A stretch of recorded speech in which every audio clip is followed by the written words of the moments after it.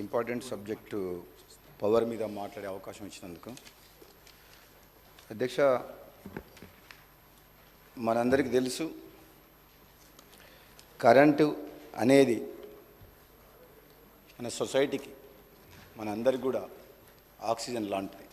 ముఖ్యమంత్రి గారు కూడా చెప్పిండ్రు, గత ప్రభుత్వం 10 ఏళ్ల కాలంలో చేసిన నిర్వాహకం వల్ల ఏ విధంగా అయింది అని కూడా చెప్పిండ్రు. కానీ వాళ్ళకి నచ్చట్లేదు.